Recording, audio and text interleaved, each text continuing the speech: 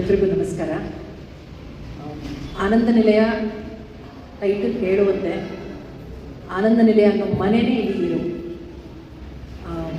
ಇಲ್ಲಿ ನನ್ನ ಚಿಕ್ಕ ಮಗನಿಂದ ಹಿಡಿದು ನನ್ನ ಹಿರಿಯ ಹಿರಿಗಳನ್ನು ಮನೆ ಹಿರಿಯರು ನಾನು ಇಲ್ಲಿ ಎಲ್ರಿಗೂ ಅಷ್ಟೇ ಪ್ರಾಶಸ್ತ್ಯ ಕೊಟ್ಟು ಅವರವರ ಅಂದರೆ ಏಜ್ ಅನುಸಾರವಾಗಿ ಈಗ ನಂದೇ ಒಂದು ಈಗ ಈ ವಯಸ್ಸಲ್ಲಿ ತಾಯಿಗೆ ಅವಳೇ ಸಾಗಿ ಬಂದ ಒಂದು ದಾರಿ ಇದೆ, ಮಗನಿಗೆ ಅವನಿಗೆ ಒಂದು ಸಾಗಿ ಬಂದ ದಾರಿ ಇದೆ, ಇವಳು ಬೇರೆ ಮನೆಯಿಂದ ಬಂದರೂ ಸುಧಾಗ ಅವಳದೇ ಒಂದು ದಾರಿ ಇದೆ.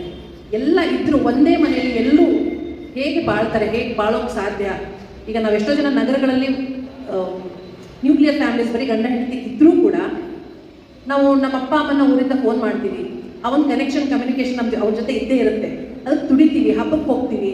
ಅದು ನನಗನ್ಸುತ್ತೆ ಪ್ರತಿಯೊಂದು ಕುಟುಂಬದಲ್ಲಿ ನೀವು ಕುಟುಂಬದಲ್ಲಿ ಇದ್ದೀರೋ ಇಲ್ವೋ, ಫಿಸಿಕಲಿ ನೀವು ಅವ್ರ ಜೊತೆ ಇದ್ದೀರೋ ಇಲ್ವೋ, ಅದಕ್ಕೆ ತುಡಿತ ಅಂತೂ ಖಂಡಿತವಾಗ್ಲೂ ನಮ್ಮ ಭಾರತೀಯ ಸಂಸ್ಕೃತಿಯಲ್ಲಿ ಇದೆ.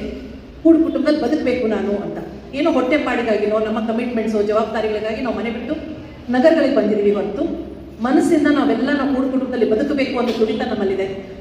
ನನಗನ್ಸುತ್ತೆ ನಮ್ಮ ಸ್ಟಾರ್ ಸುವರ್ಣದವರು ಈ ಒಂದು ಎಳೆಯನ್ನು ಇಟ್ಕೊಂಡು ಕಥೆಯನ್ನು ನಮ್ಮ ಮುಂದೆ ತಗೊಂಡ್ಬಂದಿದ್ದಾರೆ. ಹಾಗಾಗಿ ಇದು ಪ್ರತಿಯೊಬ್ಬ ಭಾರತೀಯನ ಮನಸ್ಸು ಮುಟ್ಟುವಂಥ ಒಂದು ಕತೆ.